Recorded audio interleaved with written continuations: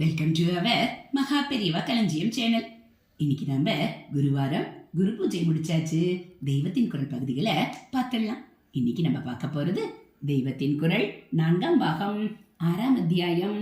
போர் தீர்ந்து அமைதி காண. அதில் ஆசையின் செயலும் அதிஷ்டானமும். அப்புறம் சொல்லிக் கொண்டு போகிறார். அதன் குரூர ரூபம், காரியம் முதலானதுகளை அக்னியை எப்படி புகை மறைக்கிறதோ, கண்ணாடியை எப்படி தூசி மறைக்கிறதோ, வயிற்றில் உள்ள சிசுவை எப்படி கர்ப்பப்பை மறைக்கிறதோ, அப்படி காமம் ஞானத்தை சுற்றி சூழ்ந்து கொண்டு மறைக்கிறது என்று சொல்லிவிட்டு மறுபடி, ஆமாண்டா அர்ஜுனா, ஞானிக்கு பரம சத்ரு இதுதான். பூர்த்தியே பண்ண முடியாமல் கொழுந்து விட்டு கொண்டிருக்கும் ஆசை தீதான் மனுஷனின் அறிவை அப்படியே சூழ்ந்து கொண்டிருக்கிறது என்கிறார். முதலில் அறிவு தீயை மறைக்கும் புகையாய் ஆசை இருக்கிறது என்றார். அப்புறம் இதுவே அக்னி போல ஒருத்தனை தப்பிக்க செய்வதை நினைத்து அறிவை எரிக்கிற நெருப்பு போல ஆசை பிடித்து கொண்டிருக்கிறது என்கிறார்.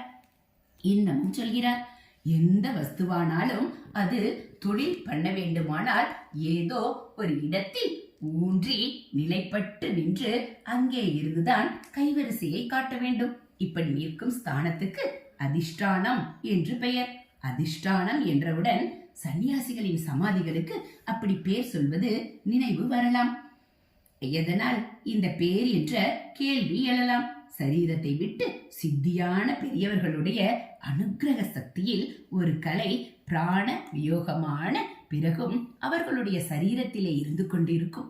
இந்த பெரியவருடைய தேகத்தை புதைத்து வைக்கிற இடத்தில் அந்த அனுக்கிரக கலையானது ஊன்றி நின்று பக்தர்களுக்கு பாயும்படியாக ஸ்தானம் ஏற்படுத்தி தரப்படுகிறது.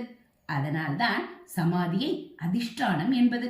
வழக்கத்தில் எப்படி இருக்கிறது என்றால், சில இடங்களில் சமாதியின் மேலே துளசி வைக்கிறார்கள், சில இடங்களில் சமாதிக்கு மேல் சிவலிங்கம் பிரதிஷ்டை செய்கிறார்கள். துளசிக்கு வைக்கப்பட்ட சமாதியை பிருந்தாவனம் என்றும், லிங்கம் வைக்கப்பட்ட சமாதியை அதிஷ்டானம் என்றும் சொல்வதாக வழக்கு ஏற்பட்டிருக்கிறது. நம்மிடத்து ஆச்சாரியர்களிலேயே கலவையில் சித்தியான 2 பெரியவர்களுக்கு அங்கே துளசி வைத்த பிருந்தாவனம் அமைந்திருக்கிறது. இளையாற்றங்குடியில் சித்தியானவருக்கு அங்கே சிவலிங்க பிரதிஷ்டையோடு அதிஷ்டானம் அமைந்திருக்கிறது. ஆசை தன்னை ஊன்று வைத்துக் கொண்டிருக்கிற அதிஷ்டானம் என்ன என்று பகவான் சொல்கிறார். ஒன்றில்லை, 3 அதிஷ்டானங்கள். ஜீவனை உண்டு இல்லை என்று வதைப்பதற்காக அவனுடைய இந்திரியம், மனஸ், புத்தி 3ஐயுமே ஆசை ஆக்கிரமித்துக் கொண்டு தனக்கு அதிஷ்டானமாக்கி கொண்டிருக்கிறது. அவனை மோகத்திலே தள்ளி ஞானத்தை மறைக்கிறது என்கிறார். அர்ஜுனா, உன்னை நன்றாக அடக்கி கட்டுப்படுத்தி கொண்டு இந்த ஆசை பாவியை பாப்மா என்றே மறுபடியும் சொல்கிறார். வெல்லு, கொள்ளு என்கிறார். நன்றாக வர்ணித்து சொல்லிவிட்டால் போதுமா? கொள்ள முடியவில்லையே, எதை பண்ணவே படாது என்று நினைத்து அதில் ஆசையை அடக்குகிறோமோ அதுவேதான் திமிரிக்கொண்டு கிளம்புகிறது. ஹரஹர சங்கர ஜெய் ஜெய சங்கர, ஹரஹர சங்கர ஜெய் ஜெய சங்கர. அடுத்து அர்ஜுனனின் குறை. ஆசையை அடக்குவது என்பதும் மனசை அடக்குவது என்பதும் ஒன்றுதான். ஏனென்றால் ஆசைகள் முளைக்கிற ஆதார ஸ்தானம் மனஸ்தான். அதை அடக்கவே முடியாமல் அது பலவந்தமாய் ஜீவனை இழுத்துக்கொண்டு போகிறதே என்று அர்ஜுனன் அழுகிறான்.